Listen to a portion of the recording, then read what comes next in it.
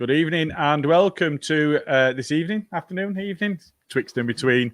Orta No Better's Berardi and Coke, the after-match reaction this evening to the game against Brighton and Hove Albion. I'm joined this afternoon, by Karl. How are you doing? I'm okay personally, but other things are bothering. Considering.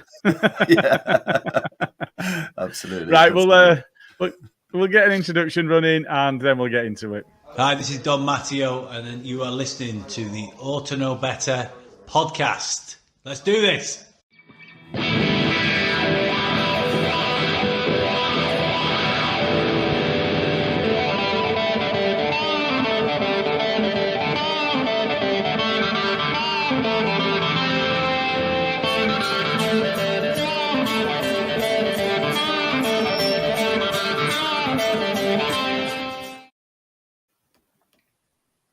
Hello there. Hello. Right. Okay. I was looking for the Twitter video to be able to retweet it to show that we're live, but whoever set this one up has not set it up on Twitter as well as YouTube. We've only done YouTube, so there we go. We'll get straight into that, Karl. Never mind. I hit both Twitter and YouTube. Top right, mate. Just saying YouTube. Okay. Never mind. We'll get into it anyway. My bad. Right, okay, so a bit of a frustrating afternoon. In terms of the way that we'll boil it down, we'll go with a view of the first half first, and then we'll move on into the second half. So I know you were saying that you'd taken a few notes, which is a little bit professional for me. I'm not sure I'm entirely comfortable with trying to do a good job on this. Don't we come on and try and wing it? Isn't that the intent? Oh, hold on a second now. Mine. I said I took a few notes. I never said they were coherent in any way at all. Go on. We'll get into it anyway. So give us your thoughts on the first half. I thought, Jesus Christ, where is the starting 11 that turned up against Chelsea? I thought that the first half, we were lucky to not be maybe 2 down after maybe 20 minutes. They had one header from a free kick, or was it a free kick or a corner? Where there was a clear header from a corner early on, wasn't there? Yeah, where it just whistled by the post, and I was like, right. I genuinely thought to myself at that point, I was like, we're actually going to get something from this game today, because if they're missing shit like that, they can't miss them all day, like, you know what I mean, without suffering. So I thought maybe even a point would do. The ref didn't seem to want to book a Brighton player. I don't know what your thoughts are, but I don't think he wanted to book a Brighton player. I thought Aronson got kicked around quite a bit for the first 25-30 minutes until the ref he didn't really take any action. He gave someone a kind of a word in the rear, and there was a foul on him where your man should have been booked. And I thought they did target Aronson a bit today. He's a little bit feisty when he's getting kicked about the place, I think, and I thought they looked like they were trying to wind him up. But as a 21-year-old trying to ply his trade in the Premier League, I think he'll learn to keep a cool head. If they're targeting him, it means he's been effective, and I think that's how he needs to kind of react. No, that's fair. I think at 21, if I'd have been kicked up and down like that, I'd have been getting up swinging. So yeah. I think he's done quite well to keep a lid on it, to be fair, because I don't disagree. I think certainly earlier on, and then to halfway through the half, he kind of settled down towards the end of it. But I think the ref was really whistle happy, really was. But equally at the same time, not just whistle happy, but also card happy for us, but not card happy for the same tackle the other way around, frustratingly, which is only going to then get the players more heated, because they then perceive that, they can see that being the same. And then, I think we were in a position where Stroik got booked, and did Cock get booked? I'm not sure, but there were a couple of booked. Oh no, Rocker got booked, didn't he? And you're thinking, well, that's our sitting midfielder, and one of our fullbacks has been booked, and we're inside 20-25 minutes, whatever it is. It's very, very early for bookings, and you're thinking, bit of a tightrope for the rest of the game. Are we going to see out with the full 11? And it's always that thing of actually a spate of yellows all very close together early on today. It's one of them things. Are we going to end up seeing red today? It's where you don't want to be. Yeah, I did think that myself when the ref, he did seem very card happy when it came to any challenges that we were putting in. I don't know, sometimes would a ref be briefed in kind of going, right, they're a little bit more physical than they would previous, have been, and keep an eye on it, or, stuff like that. You don't know what's been said to the ref, in the build up to the game. But at the same time, I don't think a lot of the tackles that we put in were yellow cards. Like, maybe the Roca one and the Struick one maybe. But I don't think the Rocket one, that was a warning. Like, I don't think there was there was too much difference in it. But then, who was it got upended in the second half? And he only got when it was Sinistera. Sinistera, it was Webster, wasn't it? Absolutely cleaned him out, properly cleaned it. And now, I usually, I'd normally be kicking off about a player that's rolled over 4 times because he did. But, we're not talking about the Brazilian unicorn here with his salmon flops and everything else that were going on. That was a nasty tackle. Yeah. And when the commentators watching a Southern side play against Leeds are saying, actually, that's more than a yellow, that's really unusual, because usually it'd be, oh, no. If it's Leeds that's done it, it's definite red. But usually if it's against Leeds, it's you can see what he was trying to do and trying to take the edge off it. Now, that for me, I don't like seeing reds for that. But in the modern game, if you look at the red cards that we've had from Cooper, from Strike, from James, Ayling maybe less so, but some of the red cards we've had recently, I don't think they were as bad as that tackle. I really don't.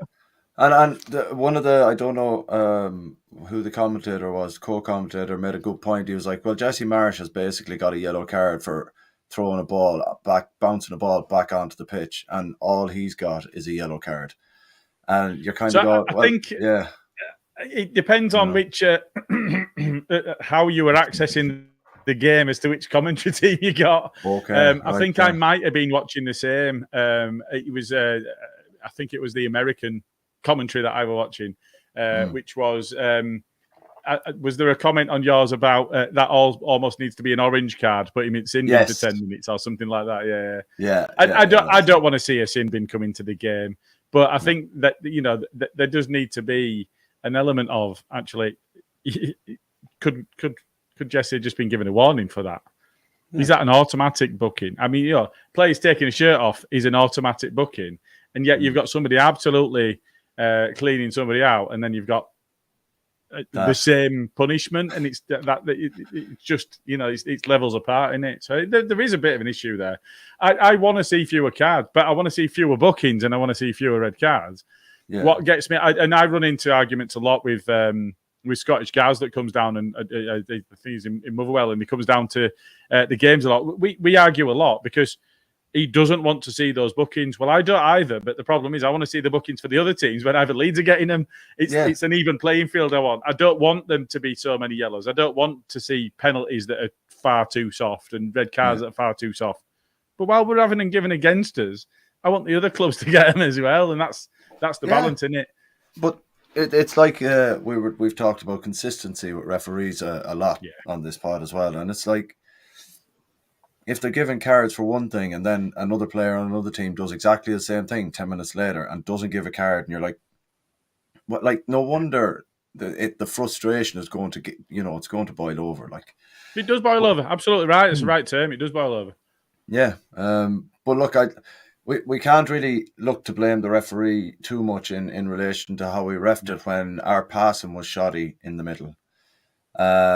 Look, Tyler Adams, I like him as a player. He's a workhorse and he does a good job.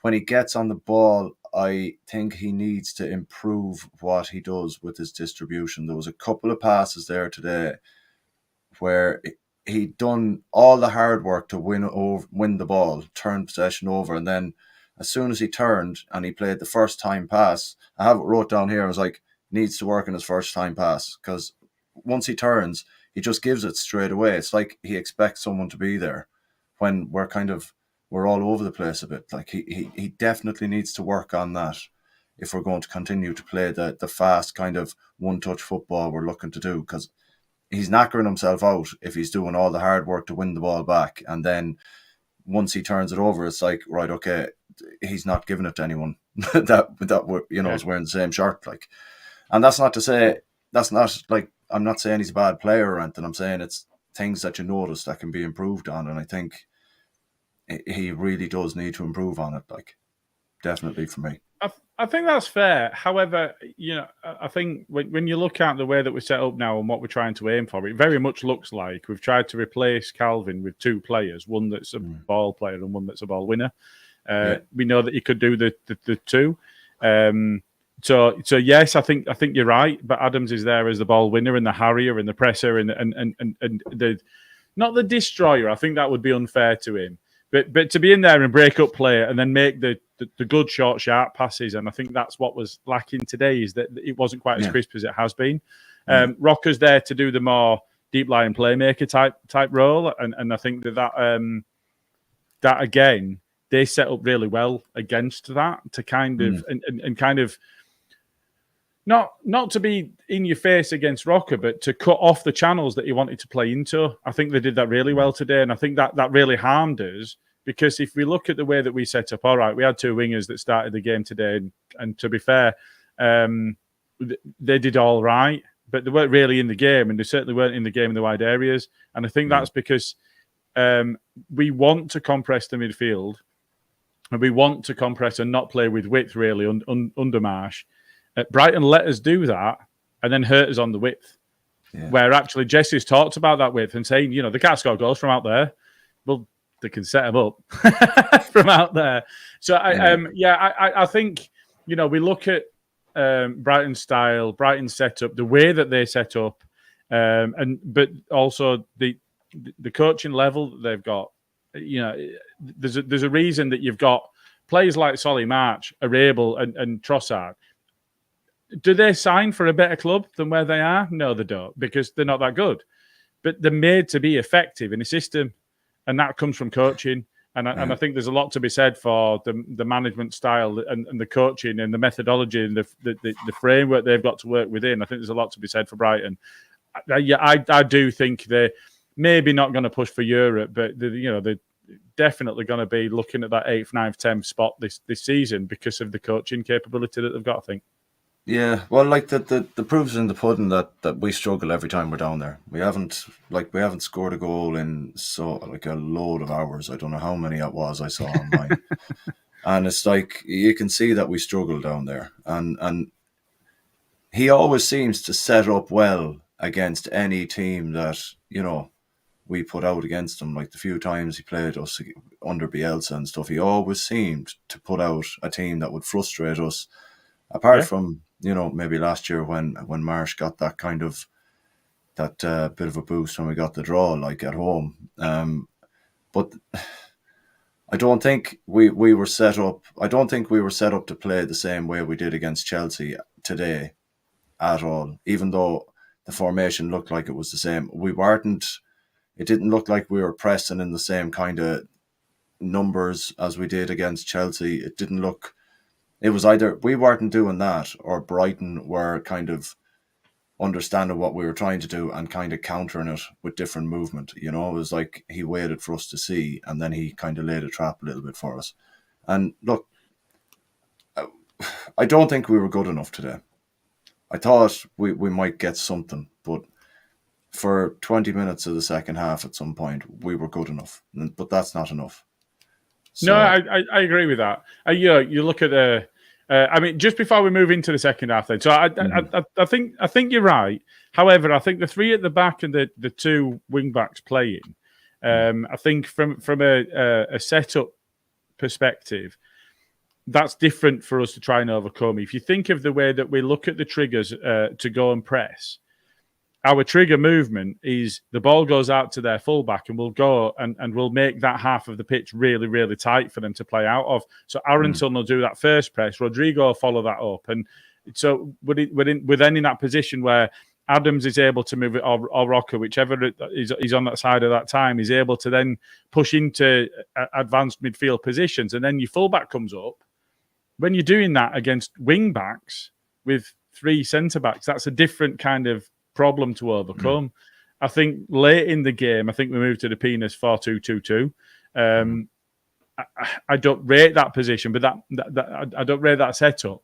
But that might have borne more fruit against three at the back because what we were doing was clearly not working. the other side to things, I think if we just look at the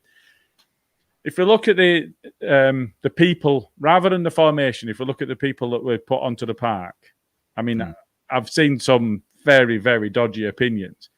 I don't think you can take, having beaten Chelsea 3-0 in the way that, in the manner that we did, fully deserving that. First off, I don't think you can make any changes. No, not so. all. I mean, there were quite a few responses to the Leeds account releasing a lineup today saying, "What's that lineup?" It's like your head falls off. We just beaten the Champions League team 3-0 and fully deserved it. I spoke before about a fit Cooper comes back into the side, but not in the context of coming off the back of that. You don't make any changes to that. No, you don't.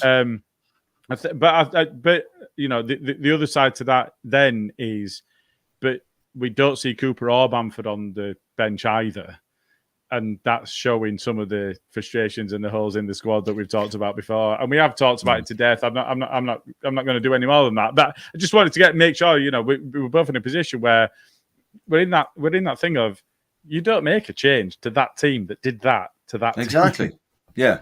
I don't understand how people can complain about not making a change today. There were a lot. I try and avoid as much as I can pre-match and just like that. But I like, you couldn't. Any manager worth of salt keeps the team the way it is, because the understanding is starting to grow within the players in that team and the system and everything like that, and everyone's starting to understand where they need to be, what they need to do. Granted, today was shit, but no manager will change that team that's beaten Chelsea 3-0. No manager. Agree. And I think we might have someone, you know, maybe in the comments in a little while or something saying Bielsa would, which, you know, we're not in the Bielsa era now. Like, so the thing is, Bielsa wouldn't change it if we'd been hammered, but might change it if we'd won. Yeah, maybe, yeah. We just didn't know what were coming next, though, did we? Just before we get into the second half, then, just a word from one of our sponsors. CBD are a family company with a local shop feel and exist to continue to promote the obvious and immediate benefits of CBD products while keeping the cost to you, the consumer, as low as possible. You'll find multiple flavours available on our site, answers to frequently asked questions and suggestions on what is right for you, as well as a web form for you to get in touch. There's free delivery on orders over £50, and don't forget to use the Orta Better discount code of OKB10 for 10% discount of all products. Lastly, a portion of all profits will be donated to mental health charities. Right. Okay. So just before we slide into that second half, we'll just run through some of the comments that we got. So Michael Brown, evening guys, evening Michael. James Reed. We just wasn't at the races today. We go again Tuesday. That's fair. Yeah. Michael says Leeds won't come against many teams who set up against Brighton or set up like Brighton maybe. They don't have a potent strike force. Their goals come from deep line midfielders who are difficult to pick up. Did you think there was an element of the defence when they broke? The defence looked like they were outnumbered every time they broke. Do you think there was an element of the formation there, or is that people not picking the right people up? Where's that come from? I think any time it looked like that, it was Cock and Llorente that were exposed because the ball was either switched left or right once they got to a certain point. When they ran at Cooper and Llorente, as soon as they got to a certain point, it went wide, but both our fullbacks were too far up, so there was the pass between the fullback and the centre back on each side, and they seemed to isolate that a little bit, which made it look like they had a massive overload. But it looked like, because we had two fullbacks kind of pushed too far up the pitch. Like, there was one comment that the commentator made as well. He was like, "That's a fine ball across pitch," and I was kind of thinking, anyone who's got any kind of football experience would ping that ball over there where there's only your player, because we've pushed so far fucking wide, like, you know what I mean, or to one side. So yeah, I get what you're saying. It did look like we were overloaded at times, but I think it was just they were putting players in the right positions more often than we were having our players in the right positions, like our fullbacks, you know. And that's fair. I think I've had a lot of pelters, because I mean, I'll be transparent about it. I mentioned it before. I think Cox's been our worst player this season so far. The season's gone well so far, so that's good. And being the worst player out of a side that's playing really well, that can be a player that's also playing well. I just don't think he has been. I think we've got away with it, and I think we're carrying him. There's been a lot of Christensen didn't play particularly well today. I mean, Rodrigo was poor. Yeah. But for me, I think we've talked about not changing a winning side. Well, we're not a winning side off the back of this game today, so it'll be interesting to see how Jesse responds to that. Does he back the players? He seemed to back some of the players into the second half today, when you think that maybe a change had to be made with some of the personnel. So I'm going to get some more pelters from the comments. I'm fully expecting that, because Cox seems to be the apple of a lot of people's eye at the moment. And I played centre half for best part of 20 plus years, and he's doing my tits in. He's really doing my tits in with his positional. But we move on. Liam B. Yeah. Hi lads. All right. Liam. Jay Michaels is with us. Hey up, lads. Jay Michaels, competition winner. Julio Guzman, too many unforced turnovers today. I just want to touch on this one. So from a perspective of the turnovers, it wasn't even just that we were passing them the ball. It's that we did so quite a bit in dangerous areas as well. We looked poor in that. So I made a comment in, it might have been a tweet, it might have been in a group chat earlier on.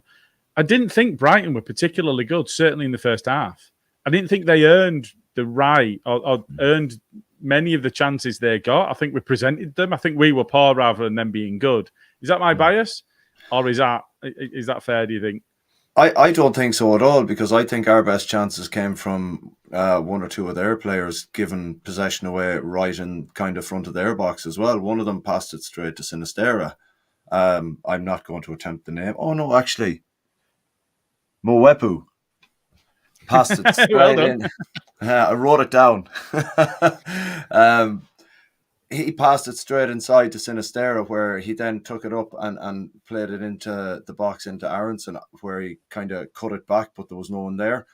I was kind of hoping when he received that opportunity that he was going to do exactly what he did against Barnsley and just take it. And he even done the same kind of step to the side to tee himself up. I was like, that was an opportunity where he should have just banged it. Now, I'm not saying that Aronson's ball back was bad, because we should have had players progressing into that kind of space and seen it, But Jack Harrison scores that, by the way, because he's exactly in the right position to be able to score that, and he stood on his own because there was nobody else there. He stood on his own, and he just pops that in, because that's the position that he picks up. I think on the Sinistera piece, we've moved into the second half. Yeah, he's got to score that goal. He's gone with his wrong foot. He's got to. I mean, don't get me wrong.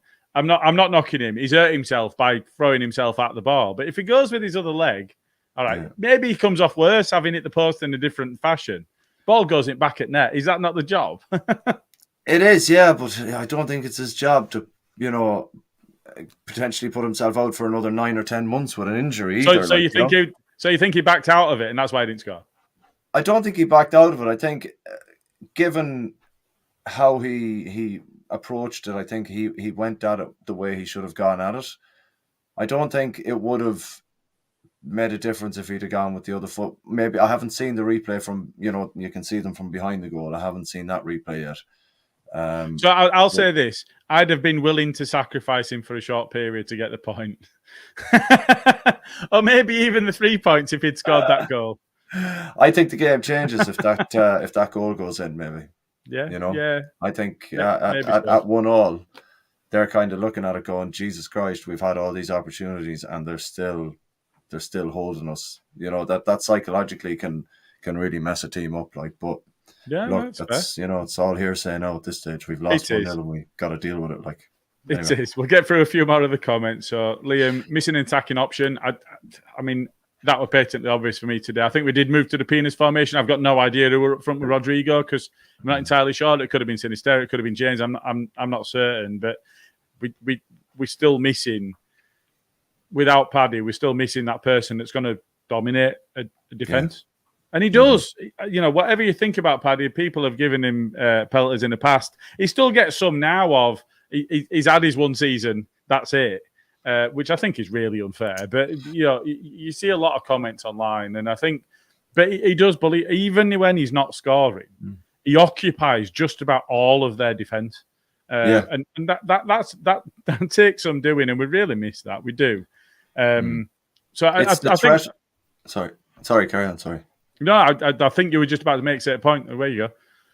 It's the threat of his finishing, I think, that psychologically gets at players, defenders, because they know that since Bielsa has kind of molded his way as a striker in a different kind of fashion, they're afraid of him now because they know he's willing to do the dirty work now, whereas he previously wasn't. Like, he was known as a kind of a soft, kind of posh boy. Like, there was none of the way we see him being a bit that was Dice, though, wasn't it?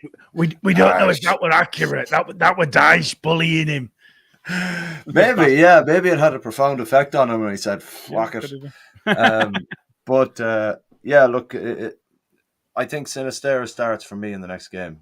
You need to take Dan James out just for a game. You think? I think so. I think Sinisterra, when he came on, I think him and Click were very good when they came on. I thought Click. No. No, fat boy. Where you go? Oh, Jesus. I thought Sinisterra, when he came on, and Click, they were very good. You could see the Click was a level above one or two in there. Like, he was. I thought he played a lot better in that midfield against Trossard and that as well. I thought he was very much on the ball. Like, he even lost the ball and harried to get it back and stole it from. He did that a couple of times, yeah. Mwepu. Well done. But Mwepu actually took it off him, didn't he? And Click came back in, took it back off him, took it off his toes, and played it back, and then moved into a dangerous position. And you know what? You watch that and you think, fucking hell, he made that look easy. Why isn't he starting? We've got the ball, and then all of a sudden he's in 10 yards of space as well. And you're thinking, hang on, why are we only just doing that? And I think, we talked about their setup. We talked about their approach and the coaching. I think if you look at Gross and Trossard and Welshit, you're in a position where you should not be punished by that defense, that attack.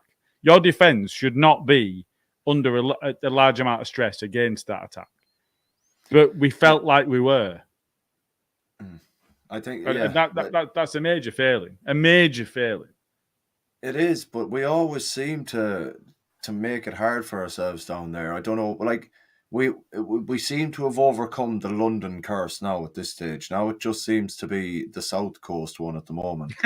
So I mean, let's be fair.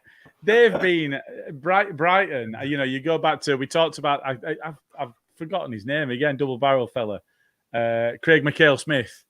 Yeah. We're going back a long way. Absolute car toss. Did nothing for seasons or consecutive seasons, except when he played against us, and we never got a result down there. I mean, I don't think we've ever won at the AMEX. We didn't win regularly before they were there. So that's a hoodoo that we need to overcome. You talk about London, and Brighton have got this make believe fucking local derby shit going on with Palace, and I'm not having any of that at all. We've got to do something about that hoodoo, because we just cannot get anything down there, and it's just not right. We'll just get through a couple more of the comments, and then we'll get back onto the. So P. Morton's with us. Rodrigo was trashed today. I mean, it's harsh, but it's hard to argue. It's not. I think Michael's just corrected himself here. Not many teams will get the better of Brighton at their ground. Newcastle got a point against them and cleared shots off the line. That's fair. Jesse should consider Sinisterra at striker. I think if you're playing Penis, I think if you're going 4-2-2-2, that's fair, and put Sinisterra up front, off the side of somebody that's playing a kind of a more 9 role. I think actually. He's what I've seen. I've not seen much of him. I was at the Barnsley game. We've seen him a bit today. We've seen him in fits and starts before that. For me, I think his best position is on the wing, but coming in. So if you move into 2 up front, maybe. But I think if you got 1 up front, I'm not convinced that he would be the right man to be a 9. Brighton versus Leeds, mirror images, but Brighton were better. We cancelled each other out, maybe we're saying there. Possibly, yeah. Comment there. Blackpool signed Pervader on the season on loan. Yeah, somebody mentioned that to me today. My only response to that was maybe that'll do his ego some good, because they're shit. If he didn't have an ego, I think he might be a decent player, you know. Yeah. So we'll see. Well. Yeah. We have no one to hold the ball in the attacking half. Again, that's fair. The ball, when Paddy's not scoring goals, the ball sticks more than with any of the other players that we've got. So I think that's a fair shout. Brighton are a better away team than home team. Beat Arsenal and Tottenham away from home back end of last season. This season they're beating Scum and West Ham. Interesting. So we expect them to come and pump us at our place then. Fuck. Here's one from the second half. Harrington should have taken a shot instead of passing to no one. I did expect him actually to have a crack from where he was. I thought it was a decent position. When I saw it on replay, you're thinking he's a little bit wide, but it was still a good opportunity for him to get a shot away. So test the keeper. Yeah, absolutely. Get it on target. Test the keeper. You don't know what is going to spill off him with people coming in. So why were so many players just falling over out there? Something over the boots. I think Estepinian, I want to call him. The fullback, wing back that they replaced Cucurella with. Caicedo, Solly March. I think they were all in a position where every single time the ball went anywhere near them, they hit the deck. Or should I say, one of our players. However, Cock fell over in a real bad fashion. I mean, when you 6'4"? When you start going, it's very difficult to arrest a fall. But he looked so clumsy as he did it. But then somebody else did, was it Harrington or somebody in an attacking position then fell over about 5 minutes later. So it's a good call, actually. There were quite a few. I mean, they fell over like wolves fall over. We fell over like we'd stood on our own shoelaces. Yeah. We tripped ourselves up. Here's a flashback for you. Salanum. Bielsa would have brought on Tyler Roberts again. He was actually dropped from the QPR squad today for being not up to match fitness. Apparently, Cresswell is also not in the Millwall side now either. Oh, really? Jesus Christ. Yeah. Is Shaq playing? I didn't actually see the lineup. I just saw somebody mention that Cresswell had not been picked when we were talking about Koch and Llorente and somebody saying letting Cresswell go is going to harm us this season. I'm not convinced on that, but carry on. Brickanavan? I'm not sure. But at the end of the season, we played 4-2-3-1 with width. That pinned their wing-backs back. Today, the narrowness gave their wing-backs license to roam. Yeah. That's fair, I think. Finding that space in behind them. Yeah. Yeah. Here's a question. Has Rasmus played well at any point so far this season? I have a comment down here where I wrote it down at some point in the second half. Is Christensen the right back version of Firpo, and does Ayling come straight back in when fit? I think if you've got a fully fit Ayling, he starts. Mm-hmm. And I thought that before the season started, and thinking that actually Christensen might then switch to left because he can play left and right. In fact, I think when I was looking at the stats, I actually think that Christensen scored as many goals with his left foot as he did with his right foot last season, which should mean that he's able to, it's very different levels. But when I were playing, the players that I were playing alongside were fullbacks. They played left or they played right. It's the same position. It's not quite the same at the Premier League level. I'll give you that. But if he's capable of scoring goals with his left and scoring goals with his right, then surely he's capable of playing on the left. Now, I'm not attacking strike in any stretch. But I think if you've got a fully fit Ayling, he starts at right back ahead of Christensen. So you either play Christensen or you play strike. And if Christensen's a full back, maybe you switch him to left. But ultimately, I think the answer to your question is Ayling starts over Rasmus at right back. I think so as well. Just for that experience, I think the league has shown that. Like I said it last year, I'd love to have seen us just give Alioski another year, just a year, because he want to stay though, did he? Because he knew he wasn't going to be playing it. He knew he wasn't going to be first choice. I think with the way Firpo played, I think he would have been first choice. I think that Yeah, but you're looking at it with hindsight. At the start of the season, you spent what, 16 million, 16.5 million pounds on a player, but Alioski didn't have the luxury of hindsight. He was looking at a season where he'd played fullback because he'd not been able to get in on the wing or at 10 or whatever. He played further forward in certain patches, mostly as a sub. Now, I felt that he still had a lot to offer the squad. I never wanted him to go, and I didn't want to lose his experience, his absolute energizer bunny, willingness to work, his madness, and what he brought to the squad in terms of getting in the face of the opposition and that sort of stuff as well. I didn't want him to go. I fully appreciated why he went when we were spending £60 million to replace him. He was going to be on the bench for long stretches if everybody was fit. Then we ran into the horrendous issues that we had with injuries. Alioski would have played more games that season than he played the season before, maybe. So, but he didn't have that opportunity to look at the course of the season as none of us do for this season. So I see why he went, and I see why he was allowed to leave on the basis that we'd invested in Firpo to come in and do a better job. I agree with what you're saying. Don't get me wrong. I just feel like there was no competition there for Firpo from the minute he came into the club, and it kind of gave him a free ride. And I think I'll be honest with you. We started last season with Bielsa. I think Bielsa would have started Alioski at left back over Firpo. I think he would have, strictly on the basis that Bielsa doesn't like players coming in unless they're very much up to fucking scratch. And I think that would have given Alioski the chance to kind of cement a place and make Firpo work harder, rather than, I think he's kind of coasted along because he's not had any competition. Who's he had? No offense now to Leaf Davis or anything like that, but he's not had any real competition. So I just think it's an opportunity missed there to kind of develop a player who hadn't played for nearly 16 months on a regular basis at Barcelona.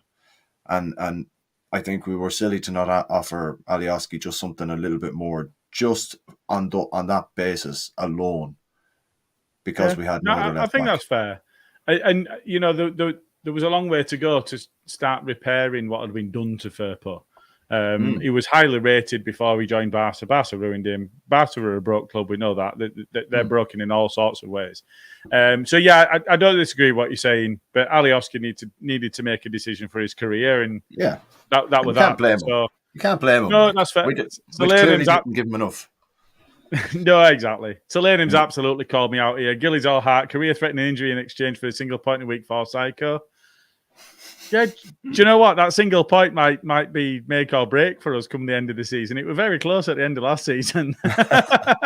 Get the points on the board. It happens.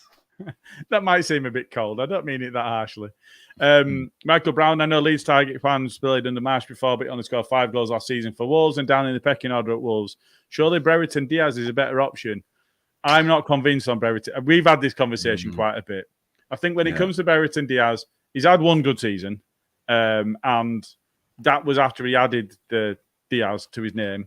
And therefore, you know, if he keeps the Diaz on his name, that might continue. I think for me, you know, we're talking about Hwang's only scored 5 goals in the Premier League. Brereton Diaz hasn't scored one because he's not had an opportunity to. He's played in the Championship. He's not played above that. I mean, he's played internationally, but he's not played above that level. So, for me, I think if you were looking at Brereton Diaz for 12 to 15 million, it'd be worth a punt. But when you look at the amounts that Blackburn are looking for him, and they're looking in excess of 25 million, 30 million plus add-ons, that's huge money for one good season in a player.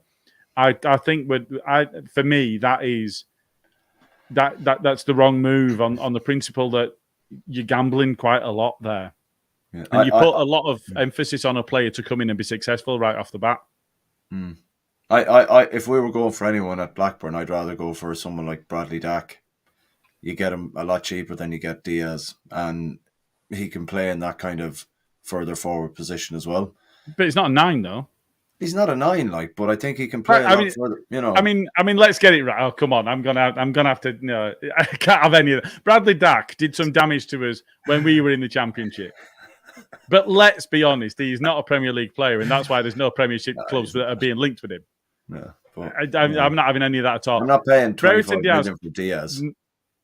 Well, do you know what? I'd rather pay 25 million for Diaz than pay 15 million for Dak, which it might take you to get. If you could get him for 2 million, he's very similar to O'Brien in as much as he'd take a squad place. But he's going to be behind Forshaw in the pecking order because he's not as good. It's one of those. So I kind of get, in terms of value, in terms of outlay, I kind of get it. But I just, the only thing stopping me being positive about a Brereton Diaz link is the amount of money that you'd spend. I think he might have a big opportunity to stake a claim, and then he might take that with both hands. But that's two big mites. And you're spending a lot of money there. That means that you can't spend any other money. And let's be honest, we're not going to spend any other money without selling anyone. How much do Wolves want for Wang? I can't remember. Was it 15? I can't remember. It was significantly less than the Brereton Diaz links. All right, there's going to be, if we get him, there's going to be like an Etche Shawamni style fucking chant for Wang. Like, there's definitely going to be like. Moving on from that, Leeds could have adopted the kicking the ball as hard as possible into the opponent's face at the beginning of the second half. Oh, I wrote this down as well for you, Gilly. Shock horror: footballer gets hit on the head with a football. Because you did. It happened last year to Cody against Wolves, didn't it? Yeah. Like, I got to put that down. I'll get that in somewhere. Be all right. I think Bren messaged me and went, ha ha ha ha ha ha ha, cleaned his clock. That was it. Did, man. Did. And he was all right because he lifted his own head up when he was lying on the ground. Yeah. All right, he's got his head up. Yeah. We should play strike in place of Llorente and Helder at left back. Now, I'll be honest. In the first half of the Barnsley game, Helder was given nothing. Our players, anytime the ball was played to him, it was behind him. Quite often it ran out of play before he was able to recover the position. He wasn't given anything to feed on. So it was really difficult to see how he played. In the second half, he switched to centre-back. So we didn't really get a chance to see how he did it. It was solid enough at left-back. I think Strikes played pretty well. I think Llorente is twice the player Cocky. So if I were going to drop a centre-back, it'd be Cock that I'd be dropping and not Llorente, because I think Cock's been our worst player so far. So if we're switching that to get striking, for me, it's for Cock, not Llorente. Well, I get very nervous when Llorente's on the ball. I'm not going to lie. Like, I get very nervous. When Llorente's on the ball? Oh, it's Cock that does that to me. Man. He scares the shit out of me. God, my arse completely falls out when Llorente gets on the ball and he starts to charge forward. I'm like, just fucking chill your beans there, mate. Yeah, just stay the fuck there. I think if we're gonna look at Helder in a starting position, I think we have to judge him on how he did against West Ham when he came on. I thought he did very, very well, and West Ham at the time were flying. Is that the game that Cresswell started in? Yeah. And I think he did very well there, and he came on a few games last year as well. He came on against. Did he come on against Brentford? He did, didn't he? Did he come on against Brentford on the final day? Or was it someone else? Can't remember. I've had too many beers for that. He like any time he's come on, he's very much proven that he's capable of playing in that left back role. I think, or at that left centre back. Like, I think he's definitely worth a shout. Like, that's blame. And I think that's why he's in the squad. I don't think he's as good at centre back as Cresswell, but because he can play centre back and left back. No, but that's why I think the decision was made to let Cresswell go on loan on the principle that Helder can play both, and it gives us that additional dynamic of he can fill in at left back and he can fill in at centre back. I think Cresswell's a better centre back, but when you look at, we've got Cooper. All right, he's been injured, but we've got Cooper coming back from injury. We've got Koch, we've got Llorente, we've got Strike. Potentially, Bill's on his way back as well. Centre back actually we're strong at, and left back we're not. So I can see why it would be Helder would keep hold of, even though I think Cresswell's the better centre back, just on that principle of Helder's got that in him. So maybe so. But I think, and I'll be honest here, Llorente might be the player that I'd drop if it's not Cooper alongside. If it's Strike, and somebody else, it might be Cock I keep. But for me, if you're playing Cooper, you play Llorente alongside him because Llorente is a good centre-back when he plays alongside Coops. He has that much of an impact on his game. I think so. I think Cock and Struijk are the same when they play alongside Cooper. But Cooper's not going to be around forever, and it seems that we have 3, maybe 4 centre backs that are going to be there that we need to kind of get gelling, essentially. Well, I'll be honest. I think in 3 years' time, I think our starting centre back partnerships Cresswell and Struijk. Yeah, I think so. I don't think Llorente and Cock are in the picture. I think if they're still in the squad, I think they're on the bench because I think Cresswell and Struijk are going to outstrip them both. And by that point, Cooper will be what, 34? Yeah. So Cooper, for me, Cooper's our best centre back, and I think he also improves the players around him, which Jess has also said recently as well. So no, for me, I think it's a position that needs to be watched, but it depends on who's available at what time. Just to move on a little bit. Evening, Allison. We weren't good enough today. Striker needed also left back. Can't see it though. Yeah, that's about right. Can't argue any of that. Really spot on there. At least we're not Bournemouth. This is P. Morton. I fully expect aggravated assault charges to be filed against Liverpool with instigation charges for scum. Good Lord. 9-0. Did you see what I might have tweeted it, but it was Southampton club account tweeting Bournemouth saying if you need a chat, DM us, hun. That's brilliant. It's the 9-0. I love that. Oh Jesus, 9-0. Right, fucking hell. Bigger picture is points we have is better than last season. Yes. Jay Michaels would try a cheeky bid for Watkins. Do you know what? We could do a lot worse than Watkins. I think it takes big money to get him away. There were rumours of a fallout, but I wouldn't be against that. I would not be against 35, 40 million. 35 to 40 million. The follow-up to that is 25 million for Ings. If you're paying 40 million for Watkins, Ings and Watkins are different players. Ings is going to get you goals, and Watkins is going to do more of that pressing and that work that we talked about that we missed from Bamford as well. But Ings is a goal getter, and we need goals. So if you're 25 million for Ings, if you're 30 million for Watkins, given their age difference, you might go for Watkins. But if it's 40 million for Watkins, you go 25 million Ings. Yeah, I guess so. Yeah. Who's next? I'm not having any of this. Absolutely not. Liam, look, Gilly's very particular about the position he played for many years. The reason I'm not having that, if you are watching the game on the telly, Cock looks like our best defender. Oh, come on, Carl. We'd gone three different recordings with nobody saying that. How can you not say it when someone says if you're watching on the telly? Like, come on. We watched it on the telly today. Yeah, I know. So fuck it. If you're watching it on the telly, sorry, you're in the position where you don't get to watch what the defenders are doing while they're attacking. You don't get to see they're out of position.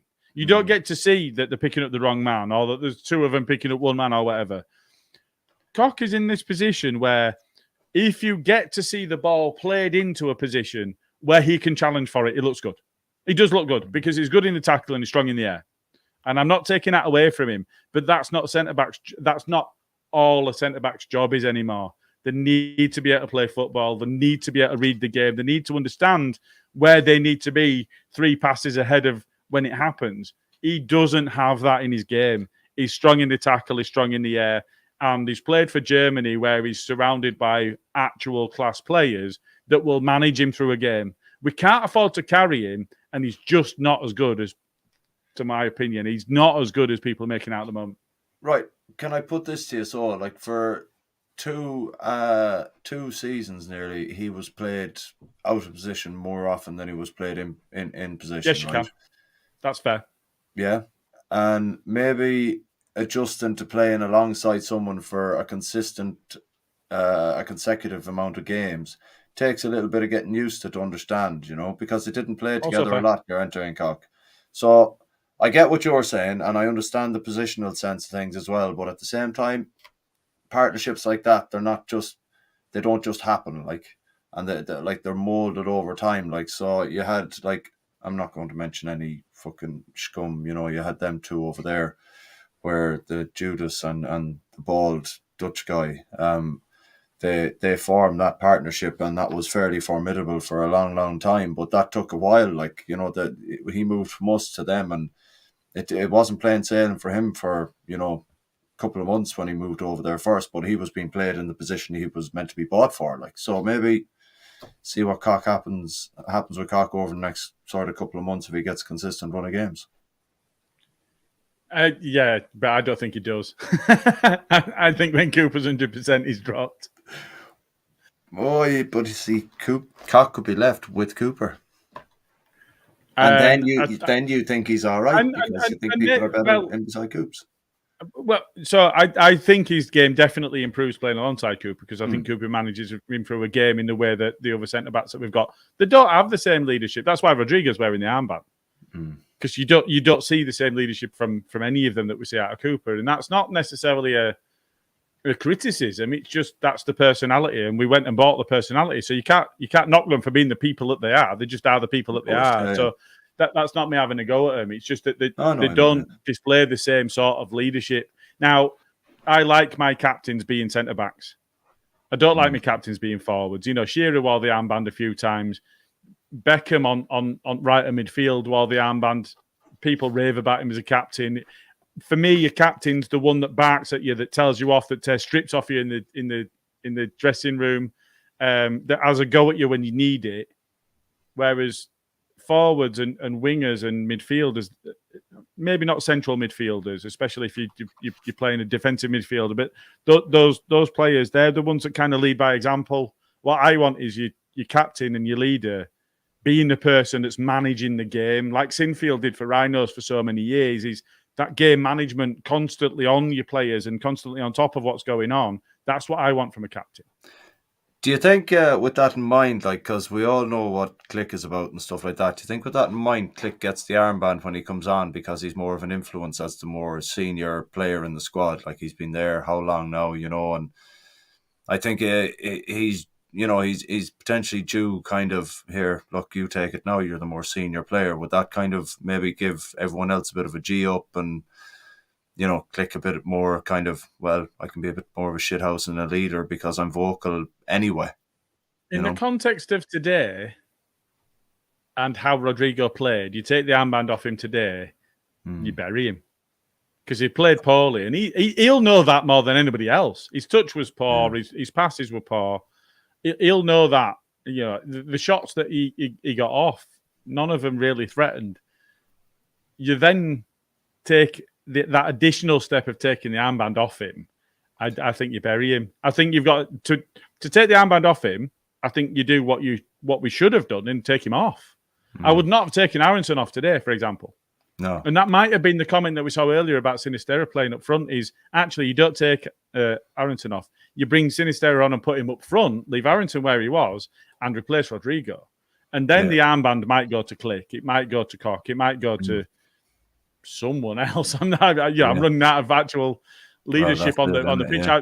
Forshaw was on the pitch by then. That might have been the person that put the armband on as a bit of leadership. But for me, it's your defensive midfielder and your centre-back that wears an armband.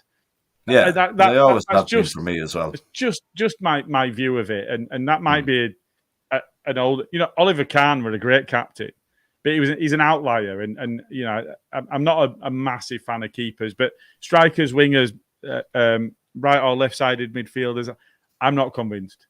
But I wouldn't mind knowing who's in the leadership group at the moment, because I know he's talked about his leadership group, but you look at the players that were in that, and actually Rodrigo might be one of only a couple that are left fit at the moment.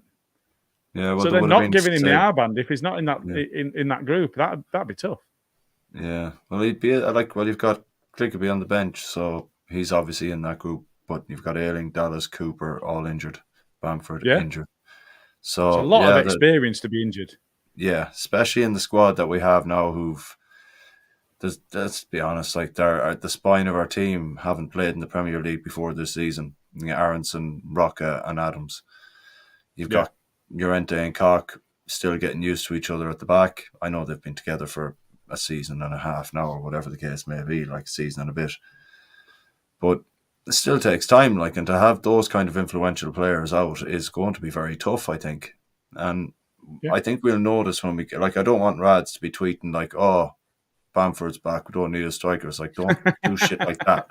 But like he did before, Shaw. Yeah. But Who then ended the season injured. Yeah, so I think if we can get these players back and see the difference, then January kind of is a different scenario for us to maybe get some people in. If we can understand that, right, we have these players back now, we can look at where we're going to play, how we're going to approach this. Maybe our January transfer window is going to be different. It's quite telling that you're talking about January before this transfer window's even shut. So you're as pessimistic as me about getting somebody in now. Oh, we're not getting anyone in now. There's no way, no way. Like, I'm glad people start. I mean, I've been saying that 6 weeks.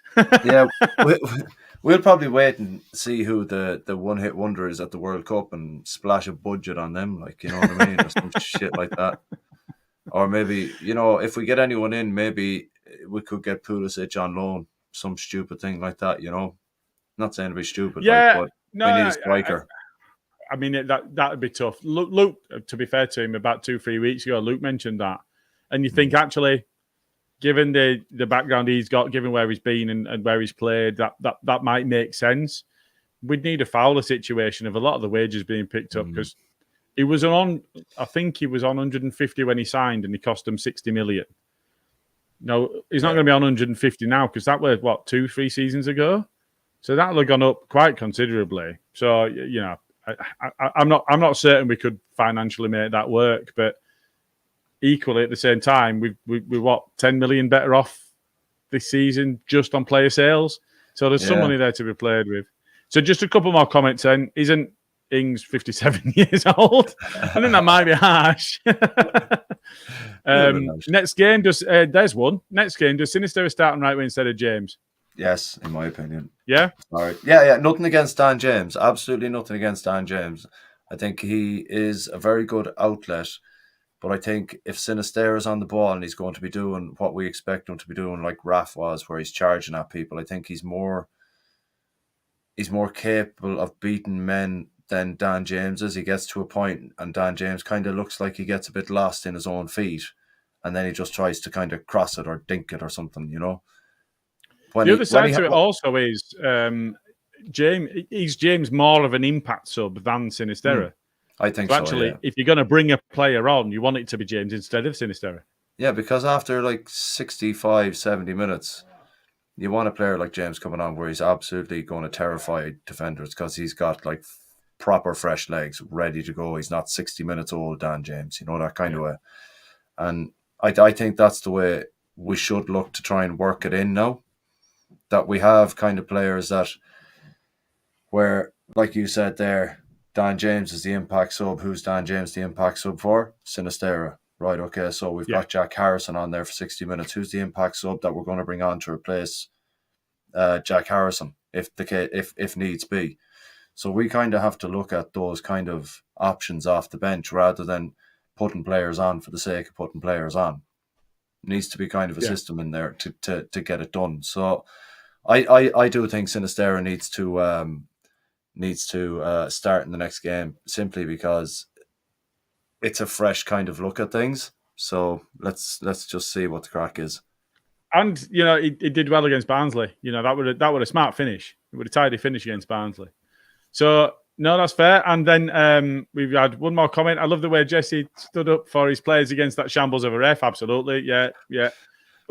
I think we all appreciate going in the book for it. He's a bit mad, but being in a position where you've got your manager that's pointing out, actually, my player were cleaned out, and then you've played on after my player's been cleaned out, and then you're getting free kick of away. Now you're booking somebody else, and we're kicking off, and absolutely fair play to him. I like that. I want that. I don't mind it. Maybe a bit more chilled out about it, but But do you know he gets incensed about it?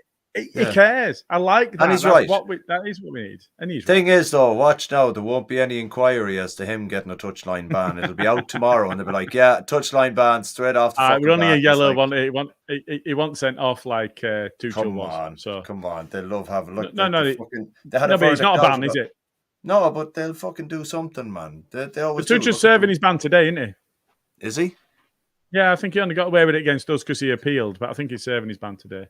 Yeah, well, that's fucking. So I'm going to put you on the spot. Who from them fuckers do you take? Out of all of the players they've got, who do you take? Lamptey. It's got to be on it, and it is every time. Lamptey. Every time. He's absolutely fucking rapid. So from the BBC website, I want you to make a guess, bearing in mind who won the game, and there's a little hint for you. Who was their man of the match? And I'm not saying Brighton's man of the match. I'm saying the BBC website's man of the match. Oh, excuse me. Right, okay. Jesus, I don't know. I'd nearly go with Aronson. So you think it's a Leeds player, even though we lost? Yeah, I think so, yeah. Because the BBC are fucking meshed up. It was Melier. There you go. There you go. And in fact, as we work through, if you have a look at 1, 2, 3, 4, 5, 6, 7, 8, 9, 10, 11 of our players scored better than their best player.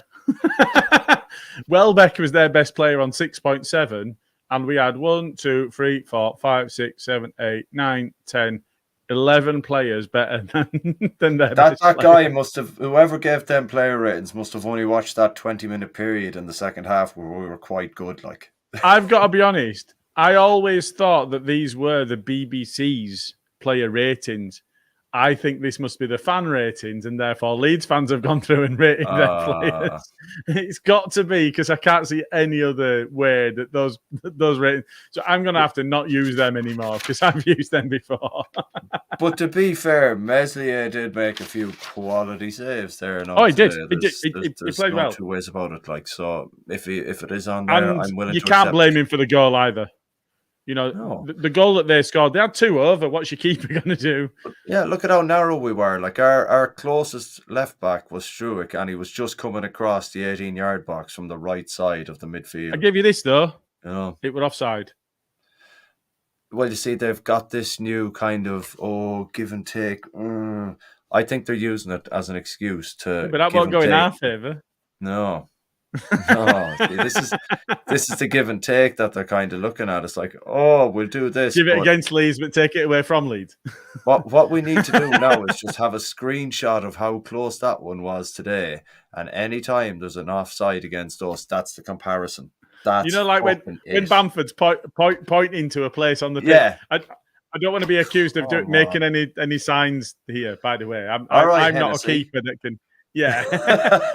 when Bamford's pointing to where he wants the ball to go and doing so with an area of his body he's not allowed to score a goal with, he's not fucking offside. It's not fucking offside. Like, it just shows that they changed the rule after we had a penalty given against us against Liverpool. Yeah. Change that rule. And then that offside with Bamford. Should we just change that rule now as well? It's like, fuck off. But anyway. You know what? I mean, for me, all right, we weren't in London today, but if we're really honest with ourselves, anybody south of Sheffield is a Southerner, and a Southerner is a Londoner, so this still applies. We're in London. That's the fucking difference. Fuck them all, they're all the same. Yeah. Below Sheffield, they're all the same. All right. Okay. Right, I feel like I've witted on plenty enough today. Any other points you want to make, Karl? No. Okay, we'll call it that then. Yeah, look, sure. I think we covered pretty much everything there in the sense that we were.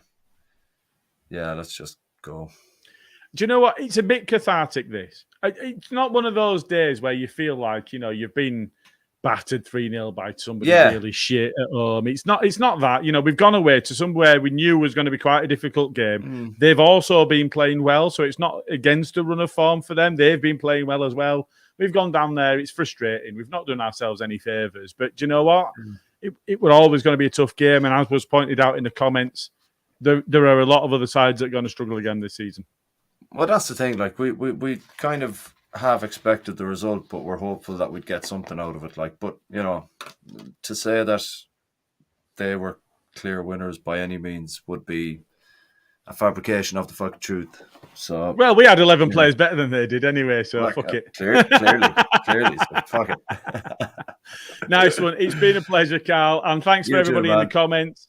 And catch us on, I think we'll be on Wednesday because we've got the game on Tuesday. So we'll be on Wednesday. We'll be talking about the game on Wednesday. We'll cover predictions and all of that sort of shite.